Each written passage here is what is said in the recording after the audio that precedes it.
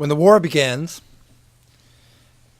Lincoln is a fairly unknown politician, North and South. Douglas writes in his monthly magazine that this Illinois politician from the prairie is cool, calm, deliberate. He compliments Lincoln's well-balanced head, great firmness of will, calling him one of the most frank, honest men in public life. But that gets tested right away, because in the first inaugural address, Lincoln attempts to make peace. Lincoln doesn't want the war to come and the nation to shatter.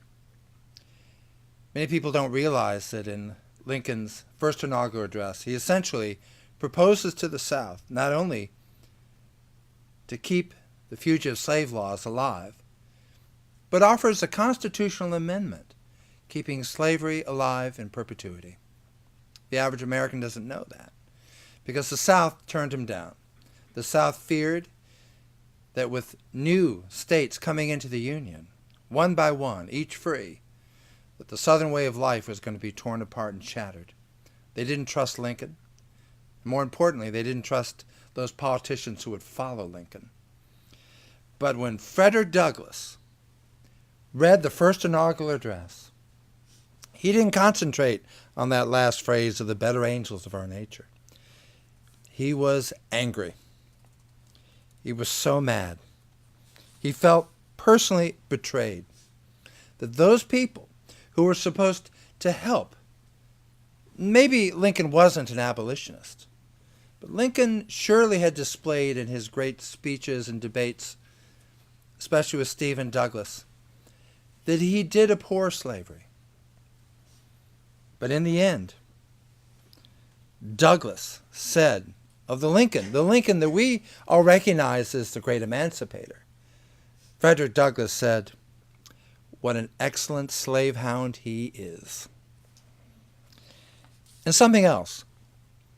Paul alluded to the fact that the North was very, very slow to bring black troops into the war.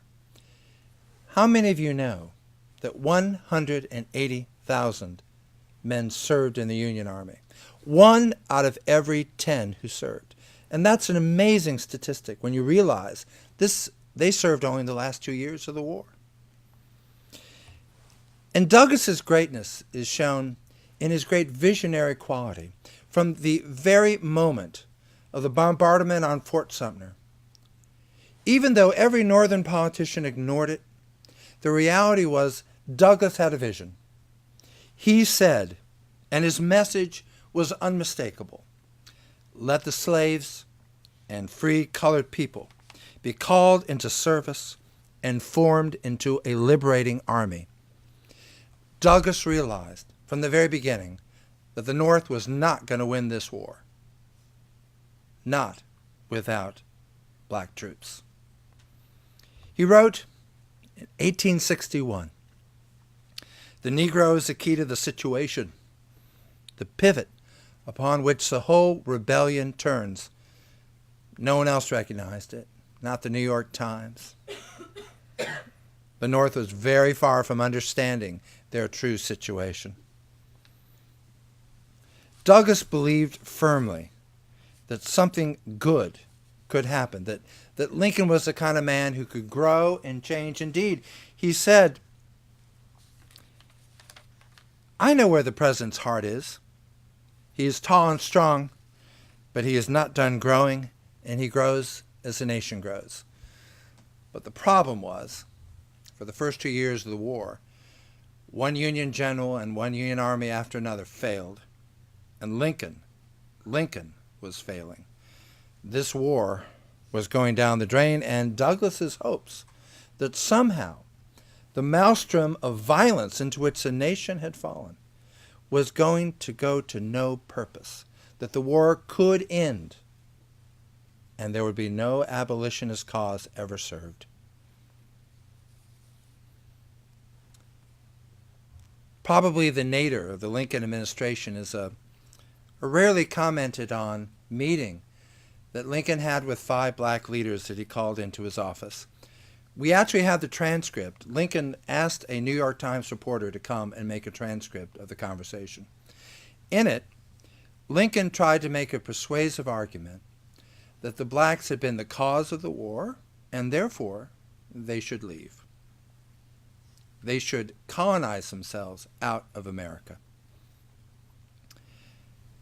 When Frederick Douglass read this transcript, which was published in northern newspapers, he said this: "The president is an itinerant colonization lecturer, showing in all of his inconsistencies his pride of race and blood, his contempt and caning hypocrisy."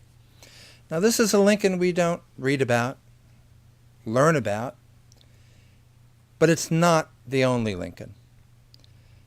The relationship of Frederick Douglass and Abraham Lincoln has so many twists and turns, and this is what made for us such a dramatic story, and one that we felt that the nation needed to know and to hear and to recognize again.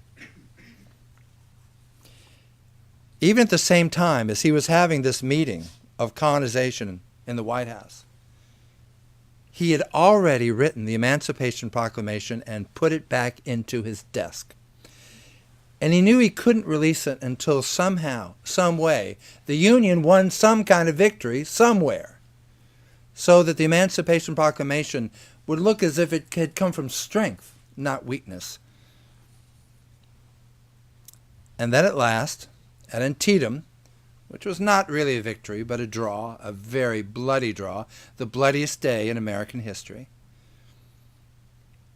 Lincoln saw his chance and announced that there would be something he called the Emancipation Proclamation, which really was a ramshackle, cobbled together military necessity. It had no great legal standing. As a matter of fact, the Supreme Court was held in the hands of Roger Taney. And if Lincoln somehow lost this war, or if the Union somehow, through some miracle, won the war quickly, the Emancipation Proclamation would have had no constitutional, legal standing at all. So when the proclamation was released, Douglass didn't look at the half measure that it was. He celebrated it, he said, with joy and with thanksgiving. He recognized that at last, this was the opening to get the black man into the war. He realized that true liberation was only possible if somehow they could fight.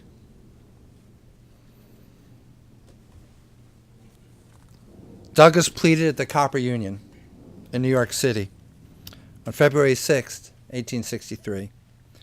Give them a chance. Give them a chance. I don't say they're great fighters. I don't say that they will fight better than other men. All I say is give them a chance. And that chance did come. And Douglass, who at this point had been a great agitator, great radical, great speaker, suddenly he came into a new guise, a new way of fulfilling his life mission of eradicating slavery. Because he became one of the first recruiters for this new radical army. Now, many of you have seen the movie Glory. Many of you know about the great onslaught on Fort Wagner, where black troops in that massacre essentially proved their bravery. But not many of you probably realize that it was Douglass's son Lewis was also in that charge. He survived it. He wrote to his wife Amelia, "If I die, I die in a good cause. I wish we had 100,000 colored troops and we would put an end to this war." Douglass celebrated the importance of Fort Wagner. But at the same time, even as he traveled the North, bringing hundreds and then thousands into the army, he thought about the inequality of how black troops were paid less than white, about the fact that they couldn't have their own black officers. And perhaps, worst of all, and again, it's a piece of the Civil War that we forget, basically, any black prisoner was essentially summarily killed on the battlefield.